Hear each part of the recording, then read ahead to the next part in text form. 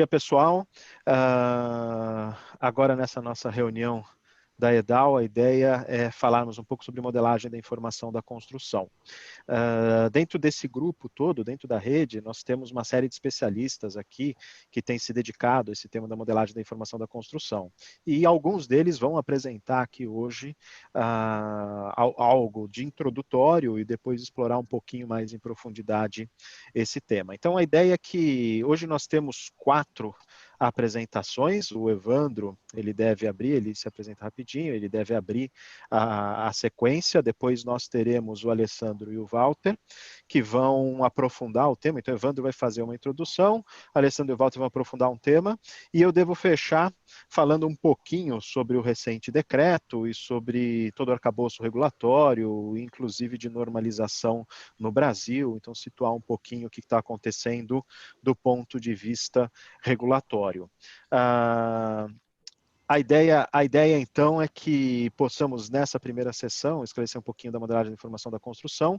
É claro que todos são convidados a perguntar ao longo da apresentação, mas como a gente vai ter uma dinâmica de cerca de 15 minutos para cada um, a nossa expectativa é que em 1 hora encerremos essa primeira parte das apresentações e deixemos um espaço para debate ao final. Se puder segurar até o final, a gente debate ao final. Se não, fiquem à vontade aí para interagir e tudo mais, e nós estamos pensando também em outras apresentações a respeito da modelagem de informação da construção, pela centralidade do tema e pela importância do tema hoje, em futuras reuniões da EDAL.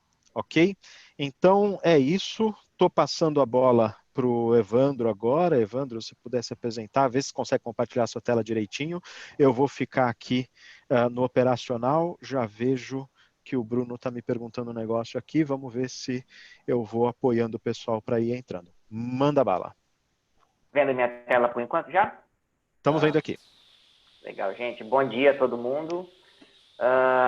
Obrigado pela apresentação, Ricardo. Meu nome é Evandro de Queiroz Longo, eu sou arquiteto urbanista.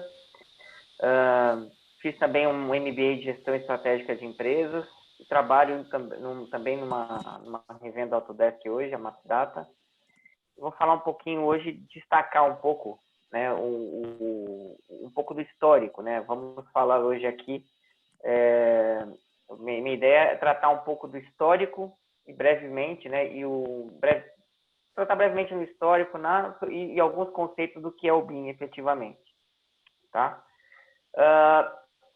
Na década de 70, né, com o advento do Centro de Processamento de Dados, grandes computadores aí entraram no cotidiano das pessoas. Eram máquinas enormes, né? Quem estava lá, quem participou, lembra disso, chegava a ocupar não apenas uma sala, mas às vezes andares e prédios inteiros. Né? E aguçava a imaginação de alguns profissionais que trabalhavam nesses lugares. Né? Alguns deles muito conhecidos nos dias de hoje, como o Steve Jobs e o Bill Gates, começaram a se perguntar como equipar um microcomputador pessoal com a mesma eficiência de um computador de centro de dados para que esse equipamento nos auxiliasse em nossas tarefas diárias. É um movimento, inclusive, que vem até anterior à década de 70. Né? A gente tem início de pesquisas computacionais desde a Segunda Guerra Mundial. Então, a gente tem... Só que na década de 70 isso ganhou bastante força, inclusive com esse advento do Centro de Processamento de Dados. Bom, não demorou muito para que essa pergunta chegasse, né, à construção civil, e foi prontamente respondida com o lançamento da plataforma CAD, Computer Aided Design, em português, desenho auxiliado pelo computador. À época, o lançamento do RealCAPS, o Real Universal Computer Aided Production System, no início da década de 70. O lançamento do RealCAPS foi um marco significativo no desenvolvimento de modeladores da construção, introduzindo milhares de arquitetos no desenho auxiliado por computador. Ele é considerado um precursor dos softwares BIM de hoje. E é visto por escritores, né, como uma inspiração, inclusive, por trás desses softwares. Tá? O termo Building Model, né, modelo da construção, no sentido de BIM, que usamos hoje em dia, foi usado pela primeira vez em um artigo de 1985 por Simon Ruppel e mais tarde por um artigo por Robert H. O Robert H. é professor de design professor de Design Computation na Berkeley, e referiu-se, né, ao uso do software no aeroporto de Heathrow, em Londres. O aeroporto de Heathrow já foi projetado e construído utilizando essa plataforma. O sistema foi desenvolvido inicialmente pelo Dr. John Davidson e John Watts, sendo substituído em 1985 pelo software Sonata, desenvolvido por Jonathan Ingram, guardem esse nome, que depois desenvolveu uma segunda geração de software, de nome Reflex, que foi comprado pela Parametric Technology Corporation, a PTC, uma empresa bastante conhecida pelo software de manufatura, que rebatizou ele como ProReflex. A PTC tem hoje bastante utilizado também o ProEngineer, né, que é um software para a própria manufatura em si. Em 1982, a Autodesk lança o software dessa plataforma, seu software, que foi o AutoCAD. Né? O AutoCAD tornou-se a escolha mais óbvia como alternativa à prancheta, né? A todo o desenvolvimento que realizávamos à prancheta, pois o desenvolvimento do AutoCAD não passa de linhas, arcos e textos, e não requisitou mudanças muito grandes, muito profundas no processo de desenvolvimento de projetos. Né? E, por esse motivo, foi plenamente difundido e utilizado até os dias de hoje. Mas o AutoCAD, gostaríamos ele entra, né, nesse processo justamente por conta dessa alternativa à prancheta. Tá? O AutoCAD não faz BIM, vocês vão mostrar aqui mais para frente. Bom, com o avanço tecnológico, né, ao longo da década de 80, o AutoCAD não parou de se difundir, né? E tornou-se mundialmente conhecido, né, principalmente nos Estados Unidos e na Europa. E rapidamente se tornou uma alternativa automatizada, né, para o desenho da prancheta. Com o avanço tecnológico na década de 90, uma nova geração, final da década de 80, começo da década de 90, uma nova geração de ferramentas CAD passou a trabalhar com elementos mais complexos, agregando ao modelo metadados e propriedades dos objetos. Já isso um reflexo do software RealCap. O RealCap já era um modelador. Tá? Essa nova plataforma de software ficou conhecida como ObjectCAD, né? Ou CAD orientado a objetos, também em português.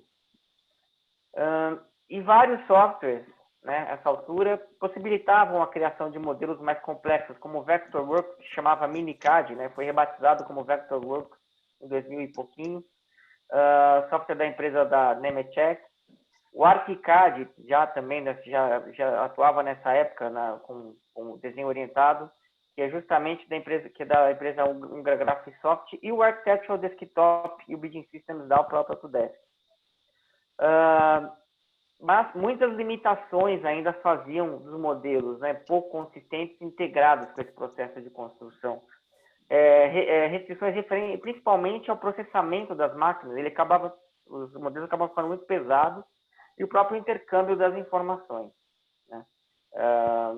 Porque um profissional já fazia modelagem, um profissional de estrutura já fazia modelagem, mas esse intercâmbio começava a ficar, ainda ficava muito difícil. Né?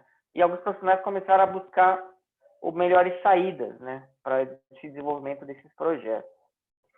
Bom, nesse sentido que em 94 a Autodesk dá início à iniciativa IFC, fundando a Industry Alliance for Interoperability, que era um consórcio privado de 12 empresas desenvolvedoras de software. Em 95, a Autodesk apresenta o esquema IFC, que é, na verdade, o nome correto, não é um arquivo IFC, o IFC é todo um esquema, né, e abre o consórcio à participação de outras empresas, convidando a colaboração. Em 96, é lançado o IFC 1.0. O Ricardo provavelmente vai comentar um pouco mais sobre esse assunto mais para frente. Mas o termo correto, né, muita gente já deve ter cruzado com o IFC, interoperabilidade, esquema. O termo correto é esquema IFC, não apenas arquivo e exportação IFC. Ok? Muito importante isso. Em 31 de outubro de 97, foi fundada a Charles River Software, um nome super poético, inclusive, né? Charles River Software, por desenvolvedores da empresa americana PTC, daqui o ProEngineer, né, que comentamos recentemente, e da empresa francesa Dassault Systèmes, que desenvolve até hoje o SolidWorks. E trouxeram o desenvolvimento do software ProReflex, né, desenvolvido por Jonathan Ingram, porque eu falei, guardem bem esse nome, e o licenciado em 98 como Revit Systems. Ok? A empresa foi rebatizada para Revit Technology Corporation em 2000 e foi adquirida pela Autodesk em 2002. A primeira edição do Revit pela Autodesk foi lançada em 94. Quando eu baixei essa tela dos primeiros Revits, bateu até uma nostalgia. Bom, com o advento e evolução das ferramentas e projetos, e também os fluxos se alteraram, né, trazendo uma otimização para o processo da indústria e consequente retorno de investimento. Na verdade, o processo que foi a base para todo o desenvolvimento dessas ferramentas. Então, por isso que a gente sempre comenta que BIM é um processo, porque, na verdade, até pela demanda de processo que as ferramentas se alteraram e evoluíram, né? Em 1974, que o professor Charlie Eastman desenvolveu uma pesquisa pela Universidade Carnegie Mellon, em Pittsburgh, intitulado An Outline of the Building Description System, ou um esboço, né? Um desenho do sistema de descrição do edifício, que ressalta a informação associada ao modelo. Então, em 74, ele já tratava desses metadados e propriedades, né? E qual era o melhor processo, como é que faziam essa inserção ao longo do desenvolvimento desse edifício, desse modelo. E mudanças desse fluxo de projetos, né, foram diretamente associadas também à maturidade de implantação desejada no processo BIM.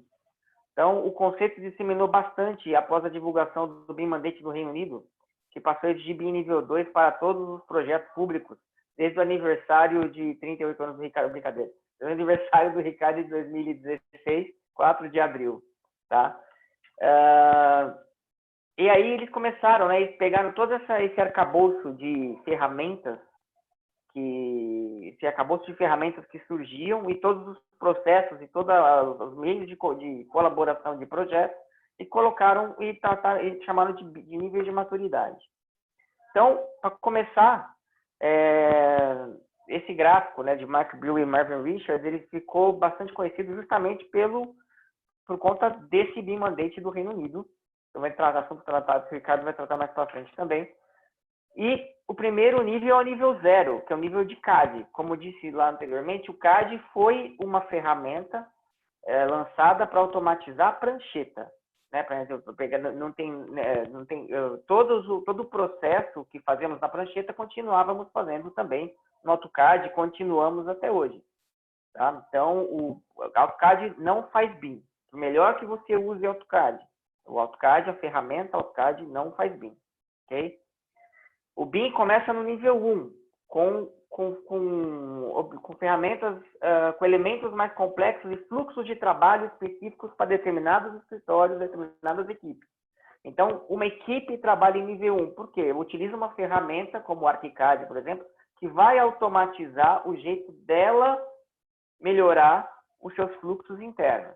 Né? O pessoal de estrutura usa o Tecla, por exemplo. Vou usar o Tecla, mas é essa equipe, né? Você trabalha em nível 1, com elementos e entidades mais complexos, né? Enfim, você já agregando aí metadados e já agregando propriedades desses objetos.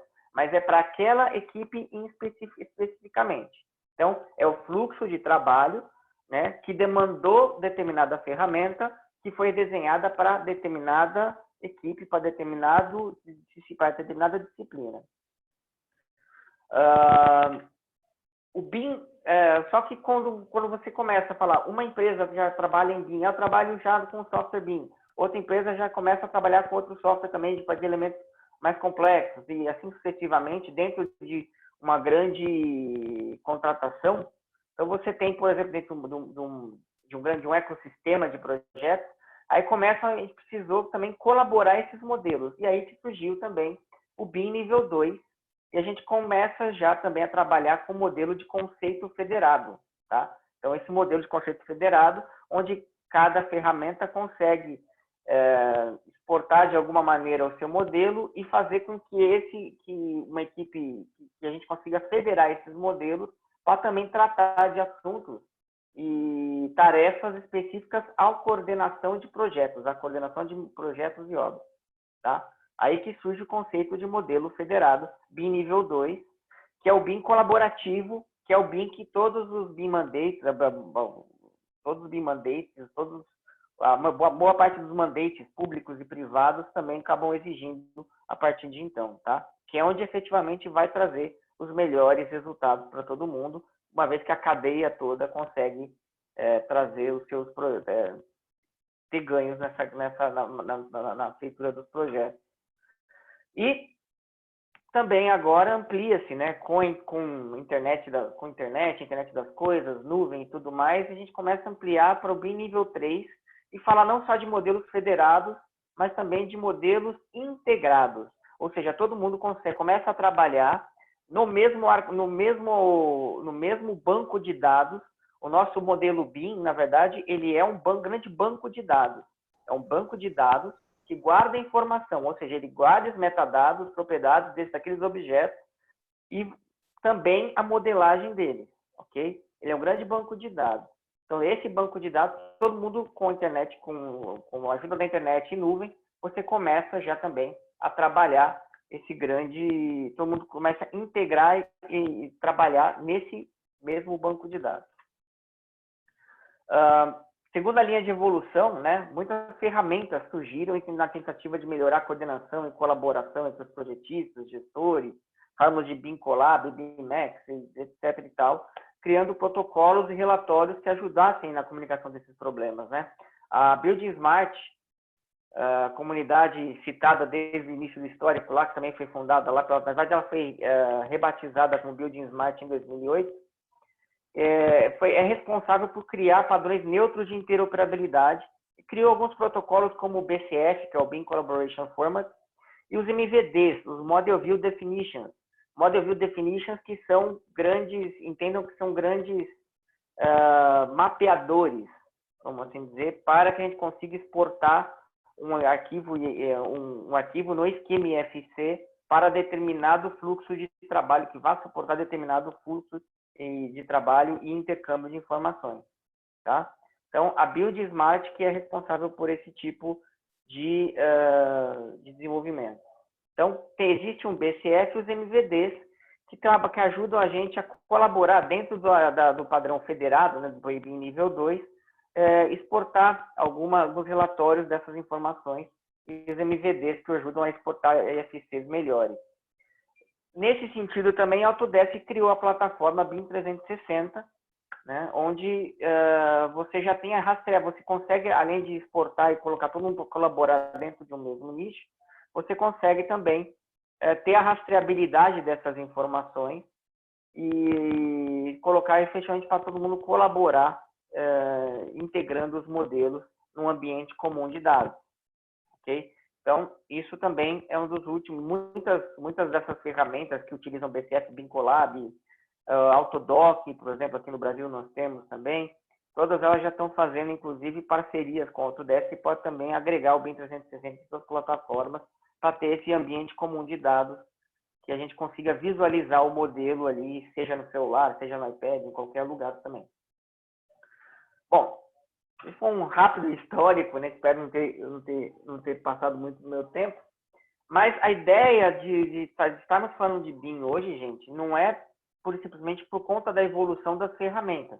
A ideia de nós estarmos falando de BIM é que nós precisamos otimizar os investimentos na construção civil. Está caro construir mundialmente falando, né? O direito o mais básico do ser humano, que é o direito à moradia, né? A gente não consegue disponibilizar para todo mundo porque está caro construir, está caro vender.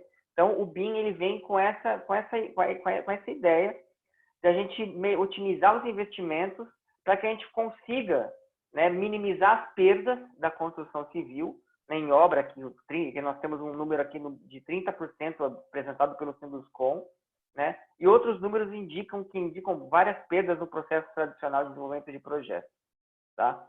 Então, a gente precisa efetivamente melhorar a nossa técnica construtiva, como assim foi feito também pela indústria lá atrás, que conseguiram multiplicar a sua produção e assim baratear o preço das nossas coisas também. Ou seja, para a gente melhorar os nossos processos, a gente precisa corrigir, para a gente melhorar os nossos projetos, precisamos corrigir os processos, porque eles representam 80% da solução. Se a gente não melhorar os processos, se a gente não sair do jeito que se a gente faz as coisas desde 1600, eu brinco, mas é verdade, desde que a gente não melhorar esse nosso processo, a gente não vai conseguir dar um passo a mais, um passo para frente e corrigir os processos para que tudo seja efetivamente melhor daqui para frente. Muito obrigado, gente. Maravilha, Evandro. Obrigado pela introdução. Vamos seguir, então, Alessandro e o Walter, eles vão apresentar, vão aprofundar o tema. Acho que o Alessandro começa? Vamos lá. Manda bala, vê se você consegue compartilhar aí direitinho.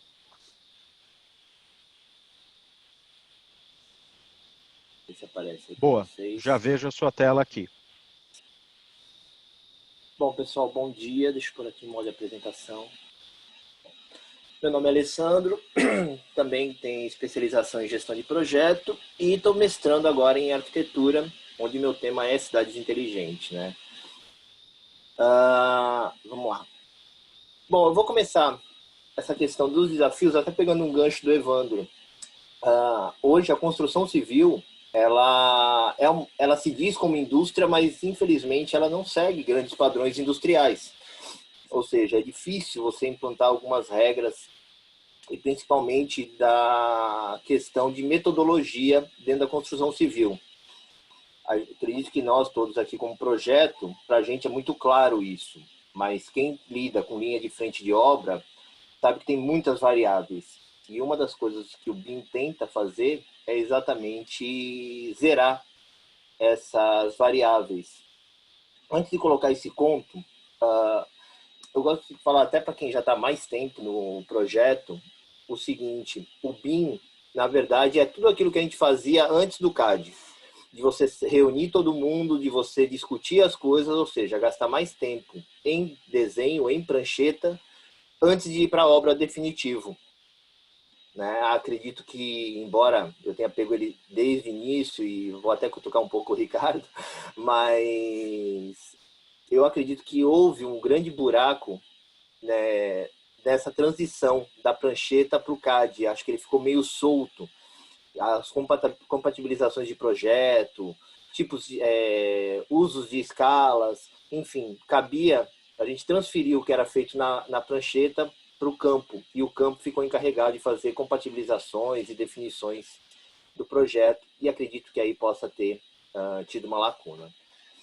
O Evandro, ele falou bastante o que era o BIM na questão histórica, mas eu acho que uma das coisas importantes é a gente entender um pouquinho mais sobre a filosofia BIM. Na verdade, ele é uma metodologia que reúne várias outras que vocês já viram, de ISO a todas as normas, né, e procedimentos.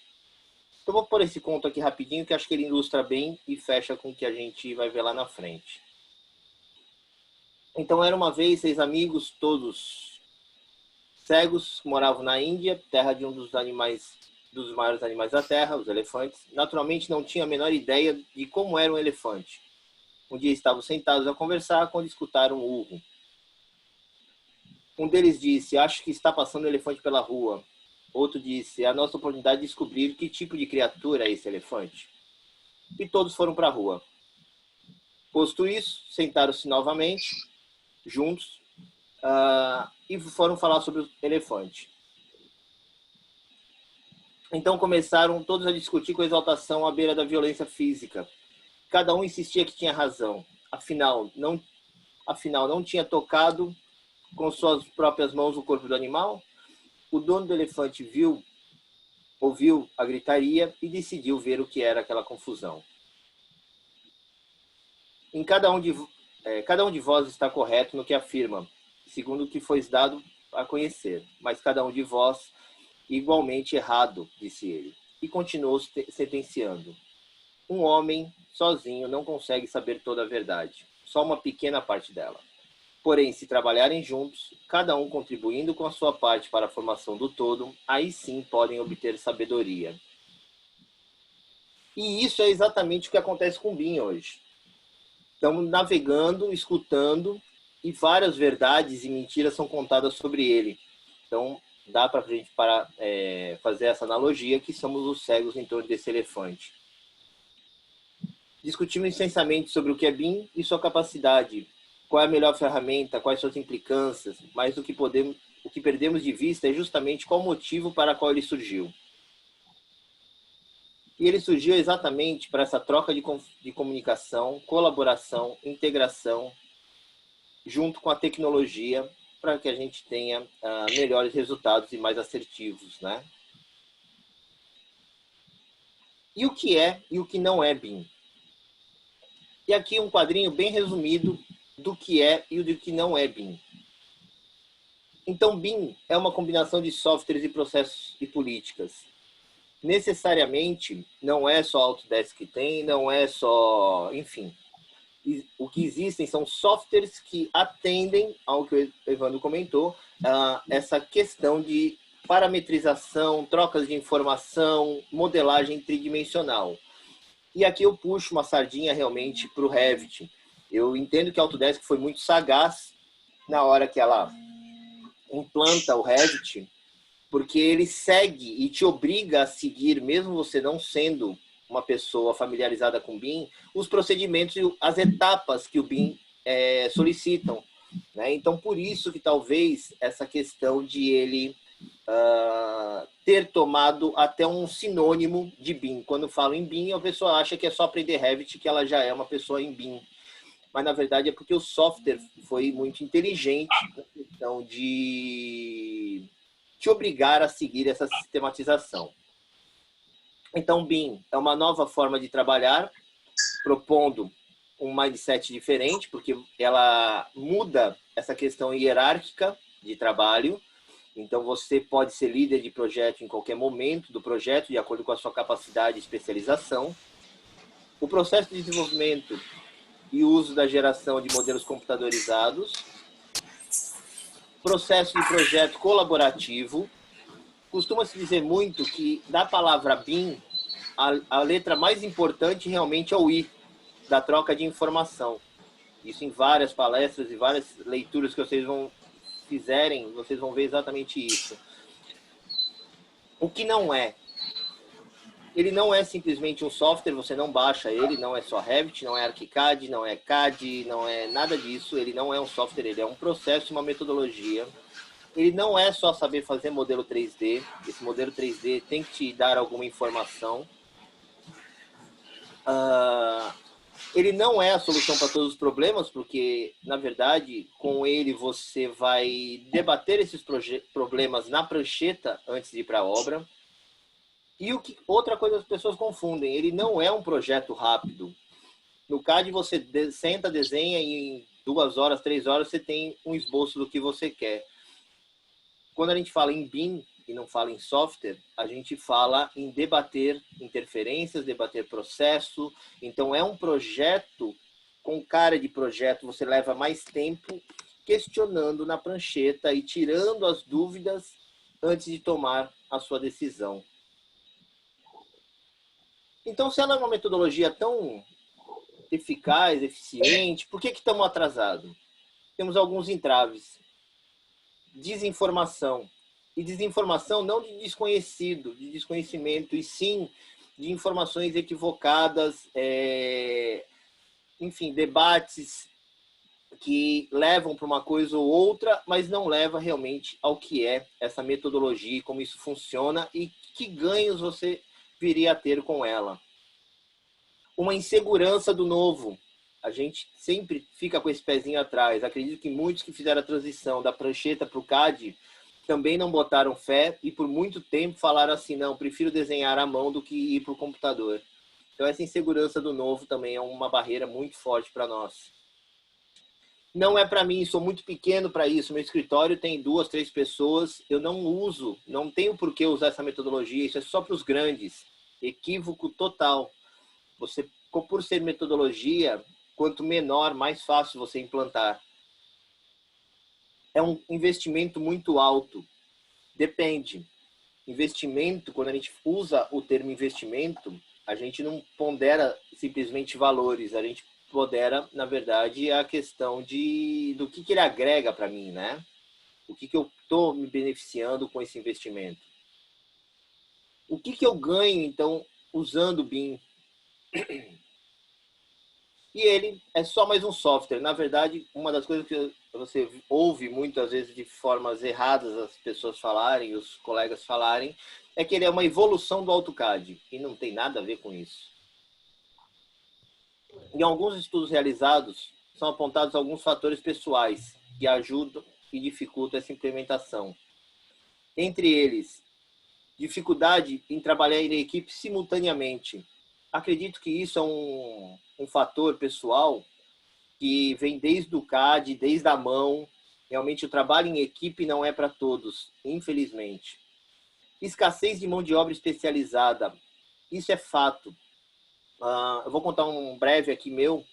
Eu, aqui em Santos, tá? Eu sozinho, fui chamado pela WillWork para desenvolver projetos para eles, porque eles não tinham escritórios em São Paulo de médio porte, só os grandes, mas os grandes não interessava fazer o trabalho para eles, de médio porte, que fizesse todo o processo em BIM. Tá? Isso eu, Alessandro, aqui em Santos, sendo chamado em São Paulo.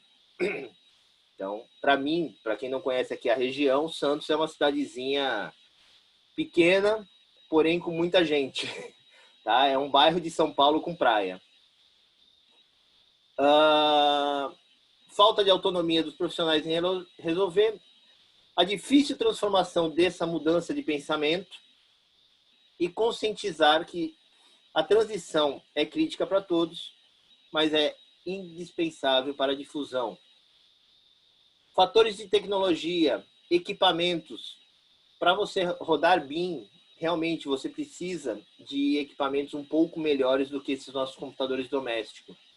Então, estamos falando de placas de vídeo, estamos falando de processador de memória, e dependendo do tamanho da quantidade de pessoas que forem utilizar, realmente esse investimento acaba ficando alto. Tá? Eu costumo brincar, para quem me pergunta que tipo de máquina que compra, eu sugiro catar a máquina do filho. Aquela máquina que tu comprou para ele jogar os jogos de realidade ou em tempo real que ele tem, são as máquinas perfeitas para você trabalhar com softwares BIM. Então arranca o computador game do filho e usa para trabalho. Projetos complementares. Essa é uma grande lacuna. Infelizmente, a conscientização está acontecendo junto aos arquitetos. Simplesmente, e os arquitetos estão adotando, o CAL está valorizando isso, e acredito que o Ricardo vai falar um pouquinho até lá mais para frente, mas eu já vou dar um gancho aqui. Por quê? O BIM, ele volta a dar um valor para o arquiteto, onde ele acaba sendo a cabeça do projeto, porque ele tem a ideia do todo. E ele vai distribuindo as cartas de todos os complementares. Porém, você vê que existem poucos ainda engenheiros elétricos, engenheiros, enfim, quem faça bombeiro, quem faça os complementares mesmos, já usando a plataforma BIM. Os mais próximos que estão se aproximando são os estruturais, porque os softwares deles já geram esquemas IFC. Então, quando você já tem o software BIM e você pede para o seu engenheiro estrutural, ele automaticamente vai salvar todo o processo dele em IFC e te manda para você trabalhar no seu software. Falta de detalhamento, falta de precisão das informações. Gestão. Riscos de modificações de projeto por erros não percebidos na fase de projeto. Isso aqui acontece hoje no CAD. A ideia do BIM é que isso não ocorra. Por isso que você gasta mais tempo em cima de prancheta. Prancheta virtual, mas prancheta. Alterações do projeto e ter que voltar para etapas anteriores. O BIM também não é que não permite, mas ele não gostaria que isso acontecesse. Uma das máximas que a gente ouve muito é isso. Se você gastou tempo suficiente para debater todo o projeto e todos os recursos que você precisa, você não tem por que ter dúvida na obra. necessidade de integração do processo relacionado à construção e falta do capital necessário para investimento com máquinas, treinamentos e implementação, porque as pessoas acreditam ainda que não há essa necessidade e que simplesmente é uma evolução, como eu comentei há pouco, que não é uma evolução. Isso aqui realmente é uma mudança em todos os departamentos do escritório, tanto de projeto quanto de execução. Uma das ressalvas que eu sempre comento é assim, a gente está numa primeira fase de disseminação do BIM. Me preocupa muito o seu Zé, lá na obra, com um tablet na mão, recebendo a informação e tendo que conferir se aquele revestimento que você pediu está seguindo o correto. Me preocupa muito como é que vai funcionar essa questão do RH em relação às horas que você trabalha em BIM, porque como você trabalha remotamente, né, e é a ideia que você trabalhe principalmente em 360 com um ambiente virtual, os fusos horários são diferentes, então tem muita coisa ainda para correr, mas nesse primeiro momento, nessas fases iniciais, o importante é que a gente comece a visualizar que a cabeça vai muito além do que simplesmente sentar no software e projetar. A gestão de recursos humanos, financeiros e tecnológicos e o uso de softwares não compatíveis. Eu cheguei a dar capacitação em 2 construtoras aqui de baixo e uma das dificuldades era exatamente essa. Eles não queriam abrir mão dos profissionais que eles tinham e os profissionais que eles tinham não trabalhavam nada diferente do que CAD. E como o Evandro colocou logo na apresentação dele, o CAD ele não faz BIM. Então, a gente precisava de um modelador, de contratar um complementar para receber essas informações que vinham em CAD, jogar no modelo tridimensional, parametrizado, ou seja, o que tínhamos antigamente, a figura do desenhista, né, do copista, do projetista, enfim, que transformava a informação da mão para o CAD. Eu acredito que nessa transição em processo BIM, a gente vai começar a ter alguns moduladores, enquanto as pessoas ainda não estiverem afim, mas é mais um gasto. Você precisa de mais um estagiário, mais uma pessoa lá fazendo essa comunicação, pegando o que você manda de informação e transformando essa informação em modelo e em processo. Bom, um dos livros que vem dando essas diretrizes é esse BIM Handbook, da Eastman, tá? E a ideia dele é realmente que as pessoas comecem a entender um pouco mais essa metodologia e como é que vai organizar todo esse processo e que tipos de treinamento tem que ser feito, além de simplesmente aprender o software. Aqui só ilustrando o que eu já havia comentado. Então, aqui é só um quadrinho comparativo que é extraído desse livro, onde eu tenho antes do BIM e depois do BIM. Você vê que a mudança ocorre exatamente aqui, ó, nas alterações de projeto. Tá? Então, o sênior ou o pleno, ele gasta mais horas de projeto para ter menos horas de revisão. A ideia é você concentrar com esses líderes todas as definições antes de você ir para campo.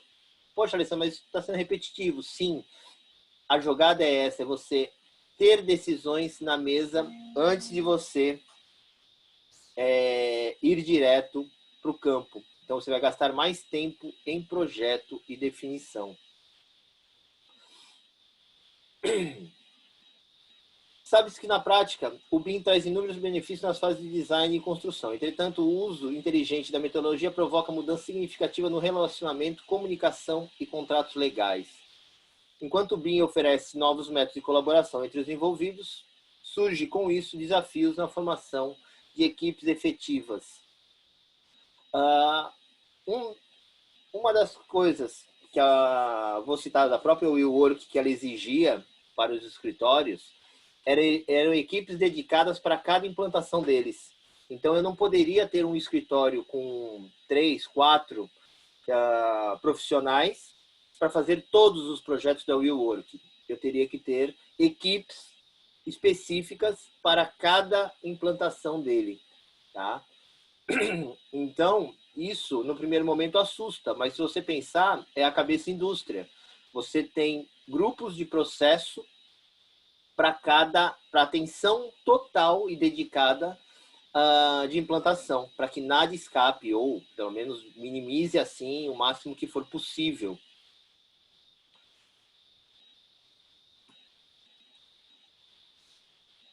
E aqui, como funciona, né, dentro da própria Autodesk, como funcionaria o BIM 360, que eu vou deixar os colegas aprofundarem um pouco mais. Você teria times distintos, em áreas distintas, enfim, trocando informação sobre o modelo virtual em tempo real, ou às vezes até sincronizado, né? E aqui todas as extensões que o BIM trabalha. Então não adianta falar que é só o IFC, que é só DWG, que é... Você depende de todo mundo. Você depende do compras, porque ele vai receber uma lista desses materiais que foram parametrizados já definida, e aí por diante. A obra que vai receber essas informações e alterações em tempo real, enfim. Bom, por que a gente está aqui conversando também? Existe um decreto que foi assinado em 2018, revisado em 2020, que o Brasil hoje tem como meta, nesses próximos 10 anos, tá, estar com essa metodologia implantada. Então, nesse primeiro momento, ela vai ser simplesmente informada, capacitada, gerando pessoas com isso. Porém, temos aí um prazo de até 2030 que todas as obras do Brasil estejam assim, ou pelo menos as pessoas capacitadas para isso. Aí você fala assim, poxa, mas em relação ao mundo? O mundo, ele já está utilizando, Estados Unidos, se não me falha a memória, é um dos que mais tem abrangência a isso, tá? Mas você tem países aqui perto, como Peru, enfim, que já estão utilizando. No Brasil, salvo engano, a região do Paraná, ela é uma das mais evoluídas, até porque em 2018 ela já criou um manual próprio deles, né? Até tem um portal chamado BIM Paraná, onde você tem já pelo menos algumas diretrizes, como é que isso vai chegar na prefeitura, como é que a pessoa vai trabalhar com isso e outras coisas do tipo. Então esse documento faz esse marco, então agora não tem mais como fugir, por mais que você queira fugir, as obras públicas no primeiro momento serão afetadas e os editais apenas projeta e executa quem tiver capacitado a trabalhar com BIM.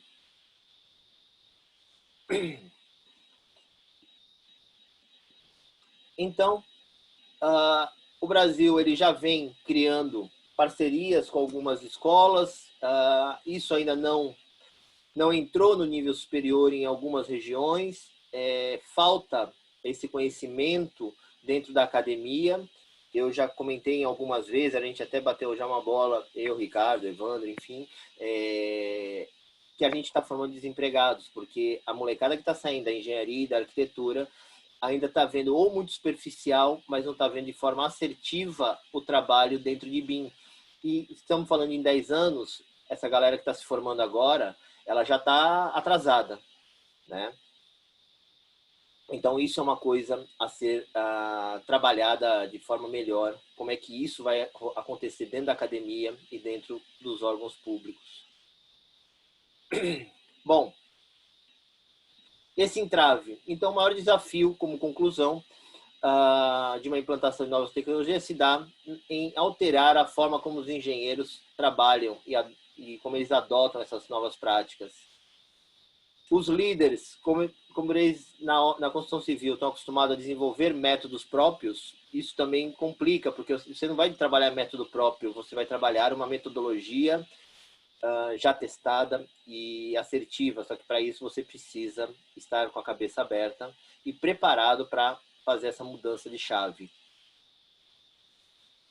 E o desafio é unir experiências das pessoas que já têm essa vivência de projeto e obra, porque eu entendo que eles são fundamentais nesse processo, como eu mostrei para vocês no quadro lá da Eastman, e a galera nova. Porque hoje, para modelar 3D, necessariamente você não precisa ser arquiteto ou engenheiro, né? Hoje você pega um moleque com 16 anos que ele faz maquetes eletrônicas e modela, e ele bem trabalhado e ele bem estudado, ele gera modelos 3D e parametrizados muito bem assertivos, né? Muito bem elaborados, desde que junto a ele tem um profissional dando esse suporte. E é isso que eu deixei por vocês por enquanto. Vou passar agora a bola pro colega. Maravilha, Alessandro, obrigado. Walter, agora a bola está contigo. Beleza, deixa eu tentar passar uma tela aqui.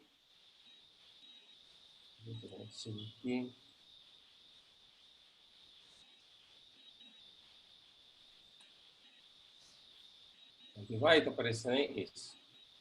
Boa, tá aqui aparecendo.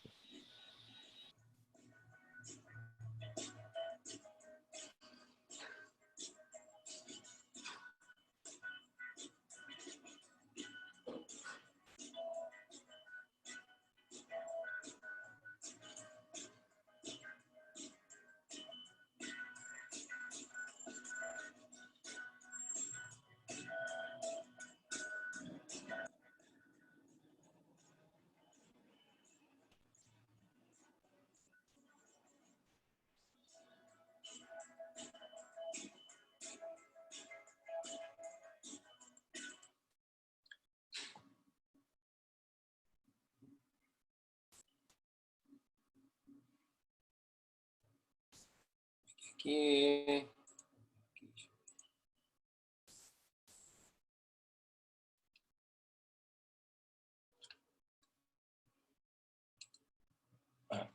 Beleza. Bom dia, pessoal. Viram o vídeo aí? Esse é um vídeo de realidade aumentada, né? O que é realidade aumentada? Os projetos aí, o estrutural e os complementares, foram aplicados no terreno, no local da obra, né? Então, isso já é uma realidade em obra pequena, a gente está vendo aí. Mas, para falar a verdade, essa é a primeira vez que eu vejo isso ser implantado. E eu estou desenvolvendo a parceria justamente com esse escritório, né?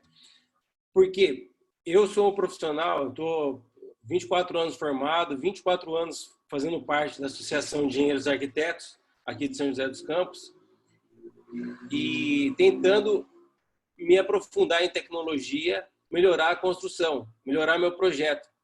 Porque com o tempo, quando a gente está na faculdade, a gente se forma, a gente acha que a gente é bom, né? Eu sempre achei que eu era bom, né? Acho que vocês também acham que vocês são bons, né? Eu sou o melhor arquiteto que tem, o melhor engenheiro, mas eu descobri que, na prática, a mão de obra estragava o meu projeto, né? A técnica estragava o meu projeto, porque as pessoas que iam executar não conseguiam executar o que eu estava pensando, né? Não tinha ferramental. Eu fui entendendo que o processo construtivo era fundamental para o meu projeto ser um sucesso, né? E eu fui tentando mergulhar no universo, inicialmente no CAD 3D, né?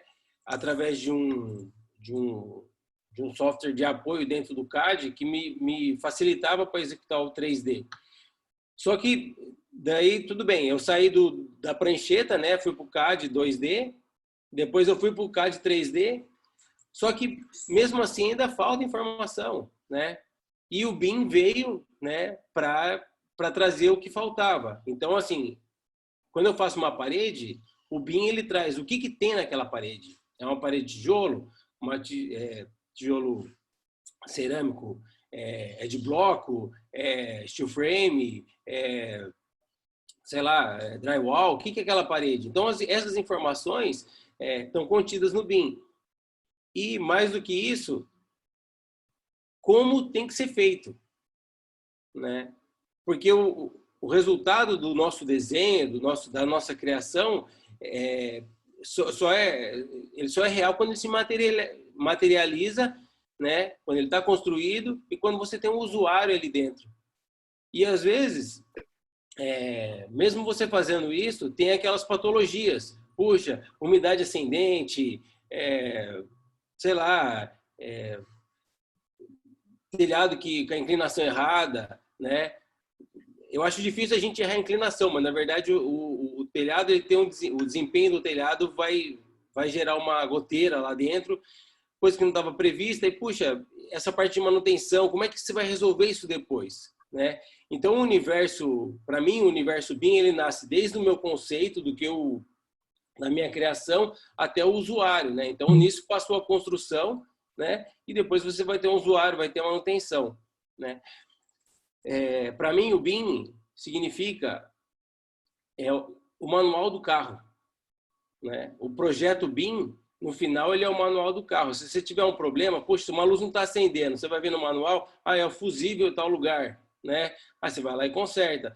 Mas as casas antigas, até um pouco tempo atrás, puxa, quem que tem aí? Aposto que todo mundo deve morar numa casa com mais de 10 anos, que se você tiver uma planta, é sorte ainda. Mas se você não sabe o que tem de fio aí na sua casa, onde passa o cano, que cano que é, qual a capacidade. Então, esse tipo de informação que é fundamental para onde a gente está indo, né? Hoje em dia, todo mundo quer ter um celular que funcione. Não quer dizer que ele é bom ou a marca, não é isso.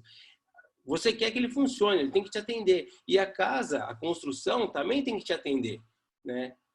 E não quer dizer que você não vai ter problema com o seu celular, né? Vai quebrar a tela, você vai ter que trocar a bateria, mas ele tem que funcionar. E você tem que saber resolver o problema que ele vai ter, né? E hoje em dia, custa muito caro para você instalar uma tomada numa casa de alvenaria. Porque para você botar uma tomada lá, você tem que descobrir o projeto, como é que resolve esse projeto. Depois você tem que pegar uma caçamba, achar um pedreiro, o cara vai estragar seu piso, vai estragar sua parede. É tão complexo isso, né? Que, fala a verdade, você pega e puxa faz aquela gambiarra. Por isso que aqui é Brasil. Então, a gente, né, eu como profissional aqui, puxa, São José dos Campos tem o Parque Tecnológico, aqui é a terra da tecnologia aeroespacial, tem o INPE, tem o CTA, tem a Embraer, a Vibras, a gente lança foguete aqui, satélite, e a gente ainda mora em uma casa ruim, né? Eu falo assim, quem usa pedreiro está na idade da pedra, né? Então, eu falo isso porque a gente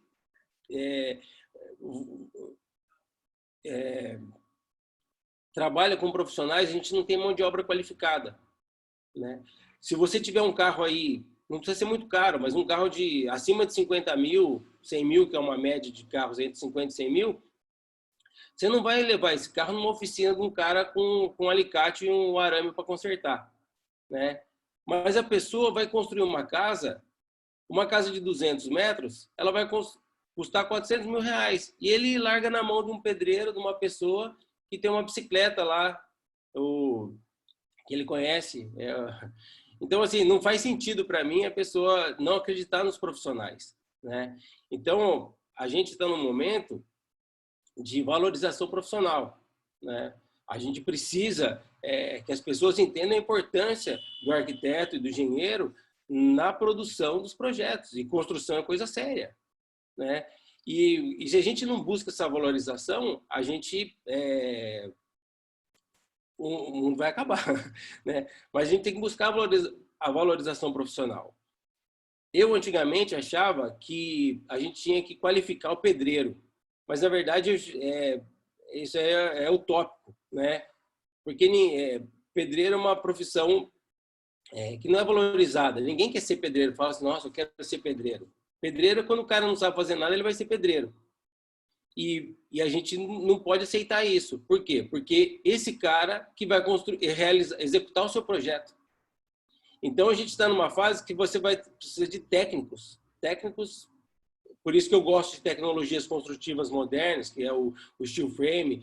Quanto mais industrializado for, porque menos pedreiro eu vou precisar.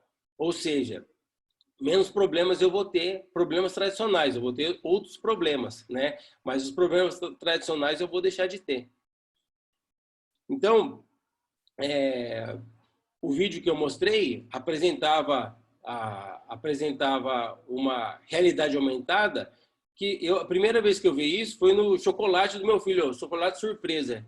Daí baixava o aplicativo, você punha num disquinho assim, aparecia lá o dinossauro no meio da sala. Agora tem isso aí no Google. Eu falei, puxa, se tem isso para brincar, por que não tem isso para construção? E agora começou a aparecer. Eu não sei se alguém já tinha visto esse vídeo, um vídeo parecido, né? Eu já tinha visto vídeo assim, mas coisa de Dubai, né? Não uma casa comum. Então, eu acho que o BIM ele é imprescindível para qualquer prédio de alta tecnologia. Isso aí não tem como fazer sem usar o BIM. Mas a questão é a gente popularizar o BIM.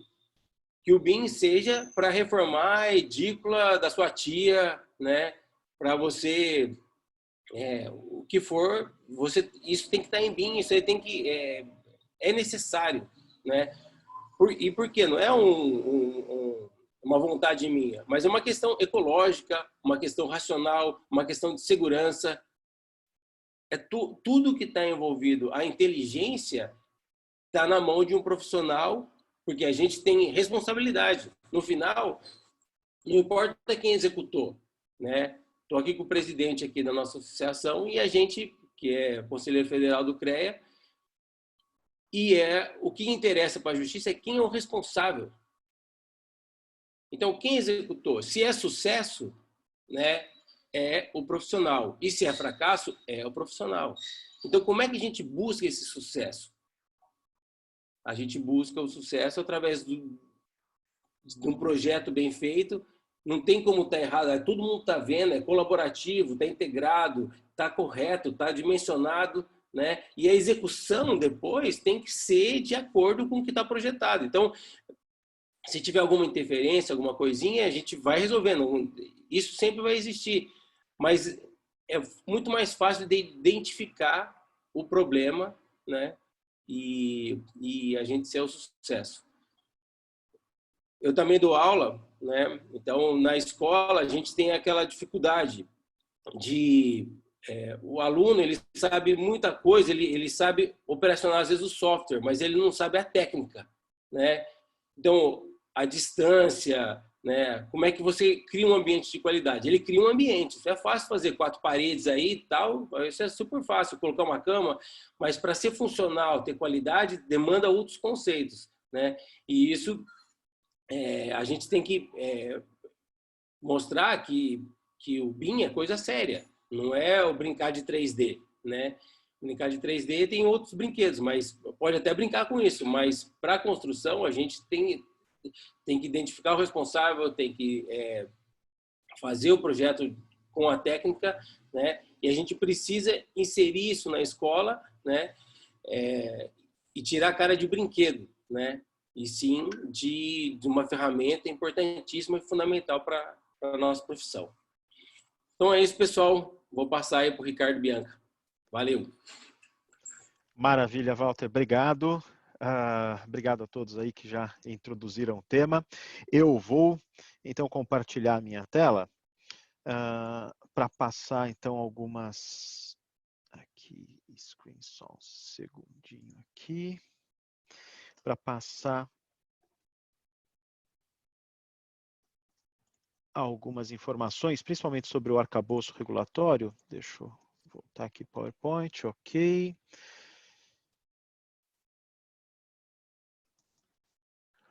Pronto. Vocês veem minha tela?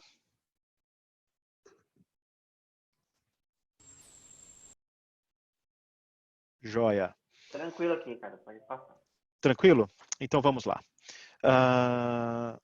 Eu quero falar um pouquinho sobre estratégias e normas para adoção de BIM no Brasil, amarrando um pouco os assuntos que foram abordados anteriormente. Me apresentando, meu nome é Ricardo, eu sou coordenador de TICs da EDAL e também tenho atuado como especialista técnico da Autodesk para as questões de arquitetura, engenharia e construção já há 10 anos, completo 10 anos na Autodesk esse ano. Antes disso, trabalhei por muito tempo no desenvolvimento de projetos, Evandro foi meu sócio, o Bruno, trabalhamos junto também desde a graduação, então atuei no segmento de desenvolvimento de projetos por um bom tempo e durante esse tempo tive contato com a modelagem da informação da construção, isso na época época que Evandro e eu éramos sócios, então começamos a trabalhar com modelagem em 2004. Inclusive foi isso que acabou abrindo um pouco as portas para atuar na Autodesk na sequência. Eu faço parte de algumas iniciativas nacionais do desenvolvimento da modelagem da informação da construção e particularmente do Comitê Especial de Estudos Especiais 134 da BNT, que tem tratado aí da normalização de BIM no Brasil. Eu vou comentar um pouquinho disso ao final. Então, qual é a nossa agenda aqui para encerrar essa primeira apresentação sobre BIM para a EDAL? Como nós comentamos no começo, a ideia é expandir esse material depois, em outras reuniões, apresentar outros conteúdos para vocês também. E isso faz parte de uma iniciativa desse grupo de trabalho de BIM dentro da rede EDAL e que tem a sua importância. Eu vou situar um pouquinho a importância da modelagem da informação da construção para a nossa rede, para o nosso trabalho cotidiano também. Então, a nossa agenda aqui começa rapidamente a partir de um conceito da modelagem da informação da construção. Eu quero abordar o tema do mandate e principalmente o desenvolvimento histórico dos mandates e de todo o arcabouço regulatório no Brasil, comentando, e isso é fundamental para entender um pouquinho do porquê esse assunto é importante para a rede. E aí eu vou aprofundar um pouquinho em alguns pontos da estratégia BIM Brasil e encerrar com a normalização para BIM no Brasil. Bem, o conceito fundamental da modelagem da informação da construção já foi apresentado aqui anteriormente, pelo Evandro, pelo Alessandro, pelo Walter. É claro que existem diferentes formas de abordarmos a modelagem da informação da construção. Esse modelo que vocês veem aqui é um modelo que eu gosto muito, de um teórico do campo, que é o professor Sukkar, australiano, mas que coordena uma iniciativa global de consolidação dos principais temas da modelagem da informação da construção, das principais teorias acerca desse campo. E ele estabelece a modelagem da informação da construção como uma abordagem baseada aqui em 3 pilares: o de políticas, o de processos e o de tecnologia. E é claro que esses 3 pilares levam aqui a uma série de abordagens dentro da própria modelagem da informação da construção, 8 campos, que ele depois utiliza como base para trabalhar um modelo de maturidade da modelagem da informação da construção em diferentes áreas. E o meu foco aqui nessa apresentação final de hoje é trabalhar um dos aspectos desse modelo, que é particularmente o arcabouço regulatório. Eu quero fazer um comentário em cima disso, fundamental aqui, que eu entendo, para a atuação da rede. Por que esse assunto é importante para a EDAL? Primeiro, pelos motivos já expostos anteriormente. Então, vou começar dizendo que é uma realidade. Então, não é só tecnologia, nós já vimos isso, é processo, é política também, e já é uma realidade. Então, não tem como escapar disso. Não é uma alternativa. É um fato de que todo o processo de projeto no campo da arquitetura, da engenharia e construção será, em breve, exclusivamente baseado em modelagem da informação da construção. Isso é inevitável. Então, não tem como escaparmos desse tópico. O segundo ponto, e relacionado a esse primeiro ponto, é que isso não é só uma realidade, mas como isso já é lei em boa parte do mundo. E vocês vão ver nessa apresentação do arcabouço regulatório que aqui no Brasil isso também é realidade. Então, se quisermos, se pretendermos ter clientes públicos como os nossos clientes no desenvolvimento de projetos, não tem como escapar. Eles estão exigindo que o processo seja desenvolvido em modelos, por meio de modelos de informação. Então, é claro que isso pode-se discutir uma série de questões a partir disso, mas esse é um fato também. Não vai dar mais para entregar projeto para o poder público se não for dessa forma daqui para frente. Então, eu quero exemplificar um pouco isso e abordar um pouco isso do ponto de vista do arcabouço regulatório.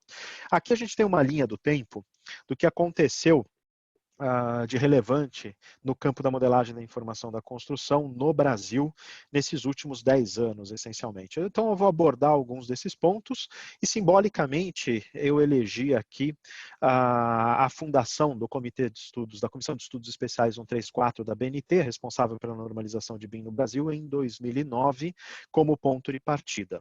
Depois disso, nós tivemos vários momentos importantes, vários tópicos relevantes aqui, mas eu selecionei um ou outro só para mostrar para vocês como isso tem se desenvolvido.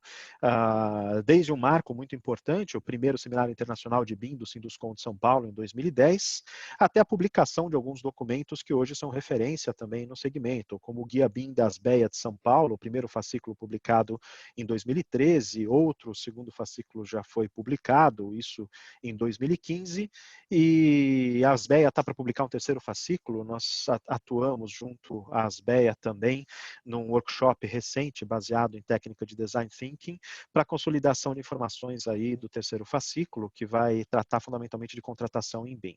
Em 2015, nós tivemos a Frente Parlamentar do BIM, estabelecida aí pelo deputado Júlio Lopes e que hoje está debaixo do deputado Udo Rocha na Câmara, e que nós temos tido algum contato também nesses últimos anos. E foi um ano muito importante porque foi um ano dos diálogos setoriais, onde uma série de fundamentos para a estratégia de BIM no Brasil foram debatidos entre o setor público e o setor privado.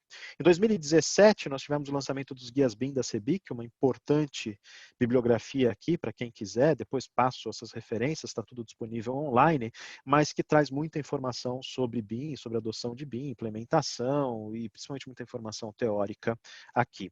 E 2016 também é o ano do memorando de entendimento do MDIC, o antigo Ministério do Desenvolvimento da Indústria e do Comércio Exterior, com o Reino Unido, que já tinha, como o Evandro colocou, já tinha uma política muito clara de modelagem da informação da construção. Então, uma base importante do que foi desenvolvido aqui nos anos seguintes, baseou-se na experiência do próprio Reino Unido, inclusive normalização, seja a normalização do Reino Unido, seja a normalização ISO. Em 2017, nós tivemos o lançamento dos guias de BIM da BDI, e também um momento muito importante que foi o decreto 14.473, que estabeleceu o Comitê Estratégico da Modelagem da Informação da Construção no governo brasileiro.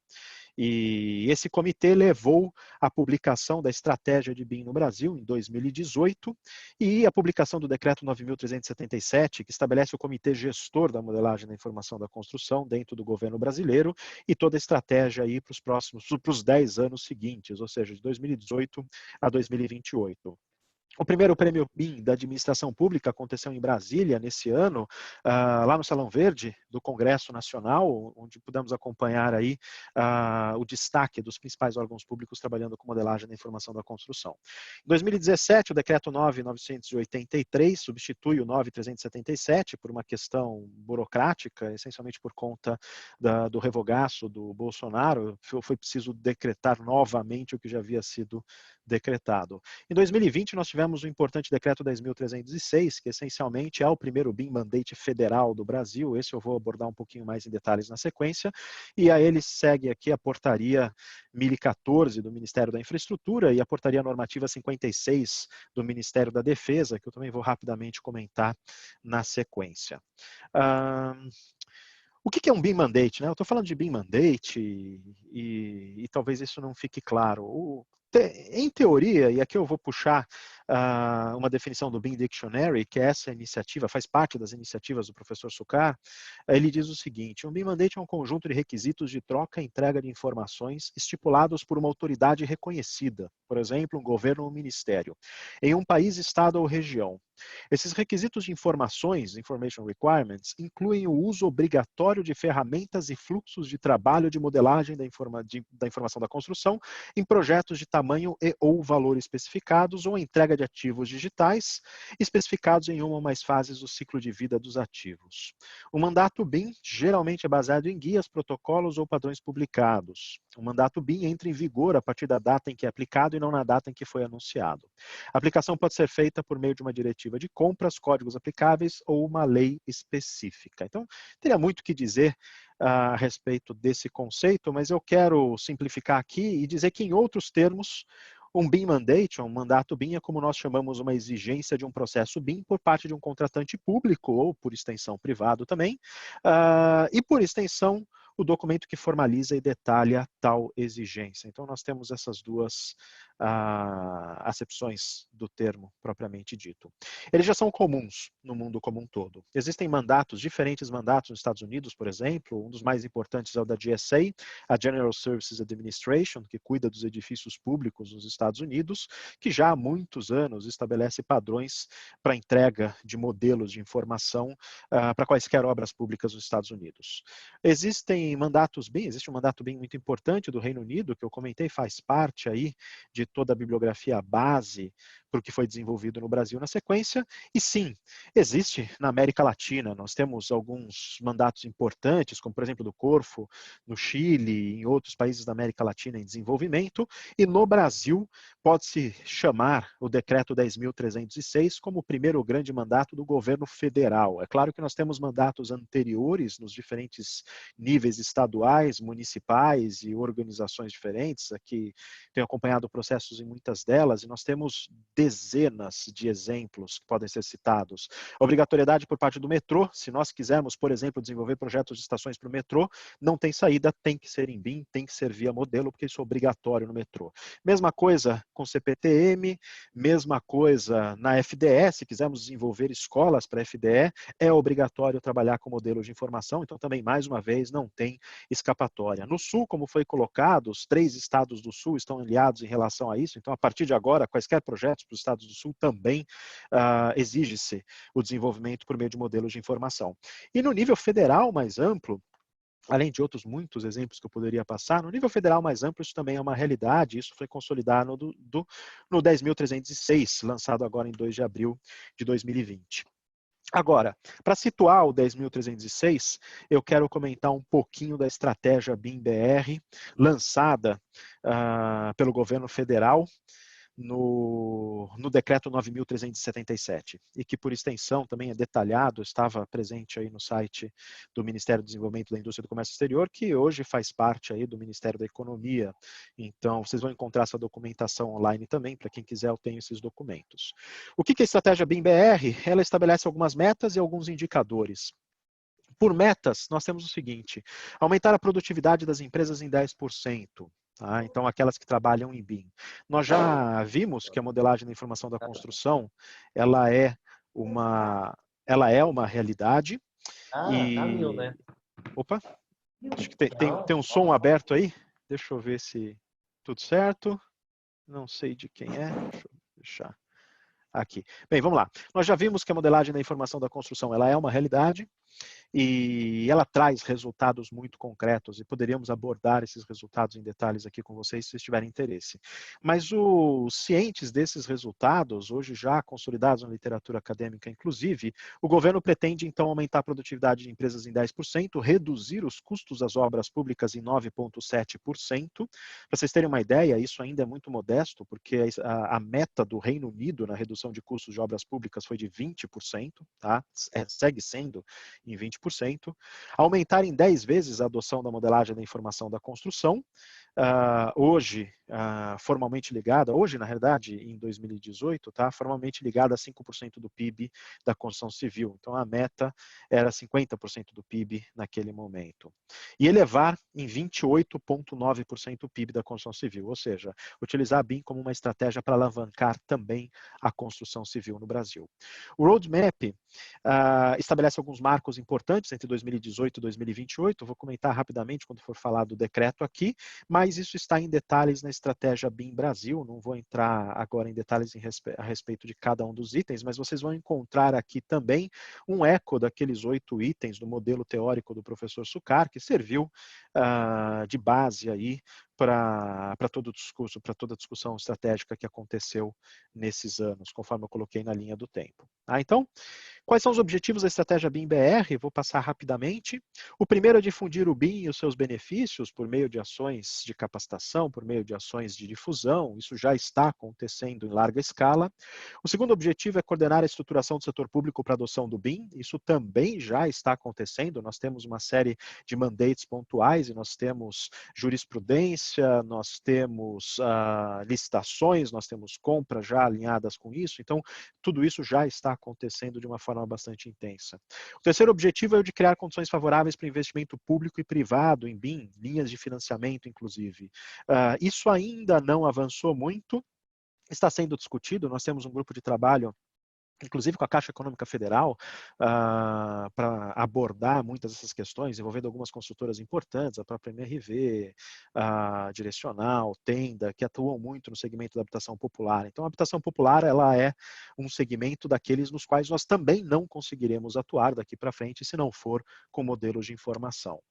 O objetivo 4, estimular a capacitação em BIM, isso tem acontecido bem na academia, é claro que muito mais na pós-graduação do que na graduação, a graduação ainda está engatinhando nessa área, nós temos acompanhado algumas iniciativas em alguns centros de excelência no Brasil, particularmente a USP, a Unicamp e a Universidade Federal do Paraná, mas nós também temos iniciativas no Nordeste, pontuais no Nordeste e em outros centros acadêmicos importantes, então onde a capacitação em BIM tem acontecido na pós e na graduação, mas nós temos também uma série de cursos aí, o pessoal abordou isso anteriormente, dentro de diferentes instituições focados no BIM.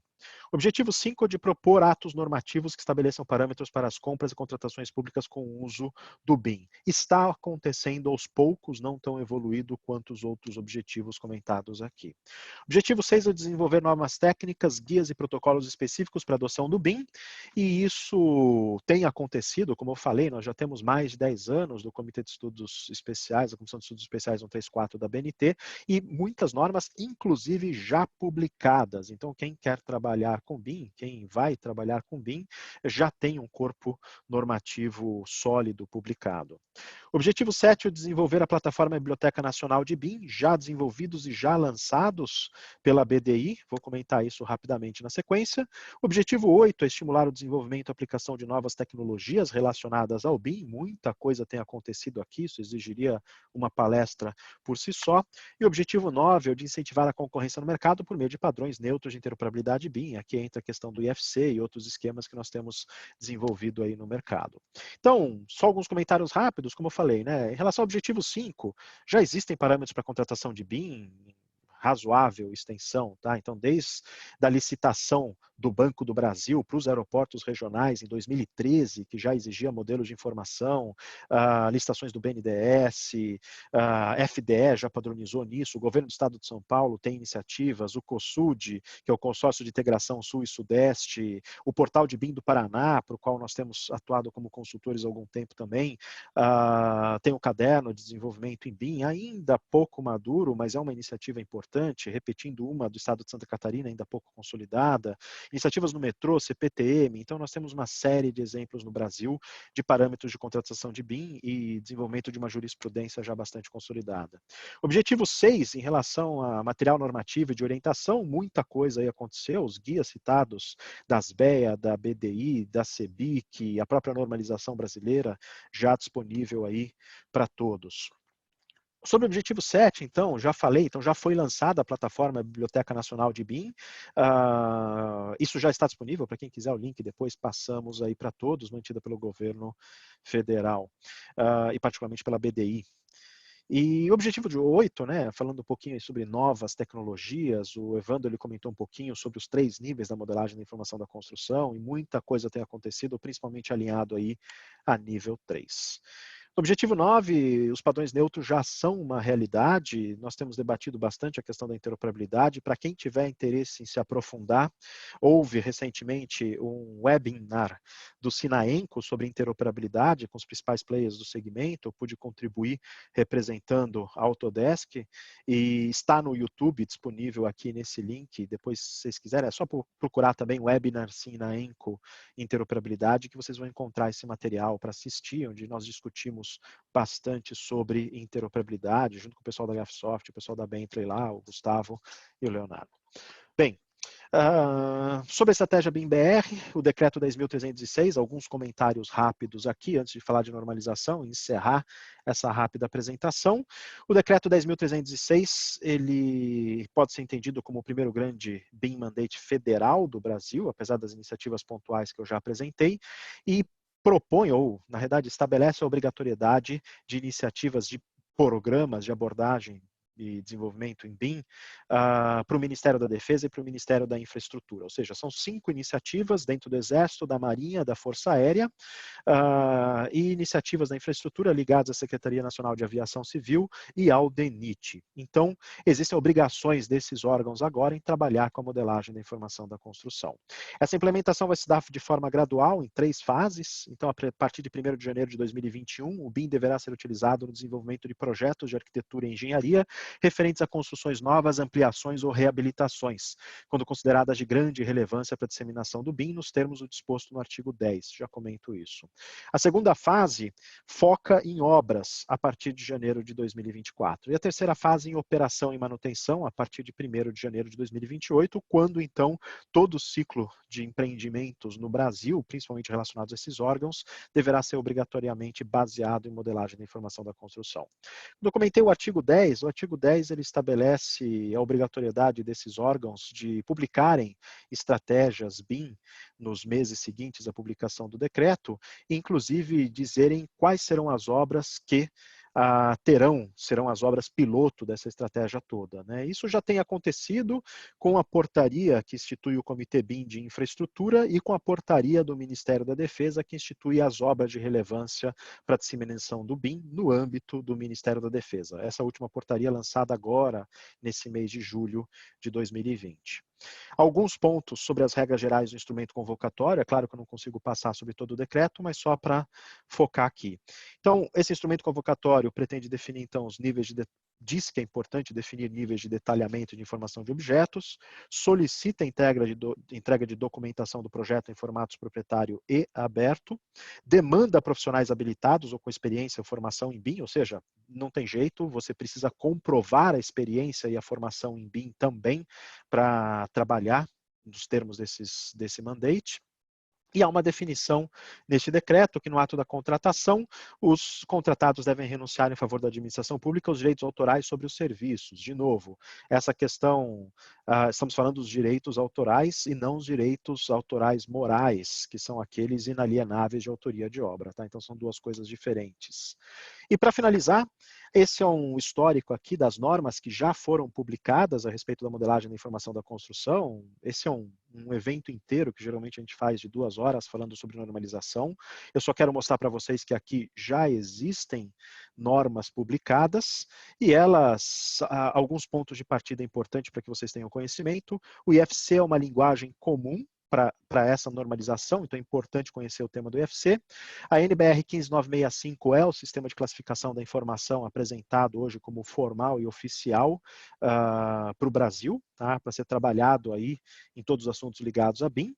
E nós temos aí isso baseado na NBR ISO 12006, parte 2, que é uma adaptação, uma tradução da ISO 12006, parte 2, que estabelece aqui todo um esquema para gerar as categorias necessárias ao sistema de classificação. O sistema de classificação é um sistema de 15 tabelas de códigos, que aqui estão, não vou entrar em detalhes agora, a gente pode abordar isso num outro momento, e esse é um exemplo aqui de alguns termos e códigos que são utilizados aí em 2 tabelas, né, especificamente aí na 0M e na 0P.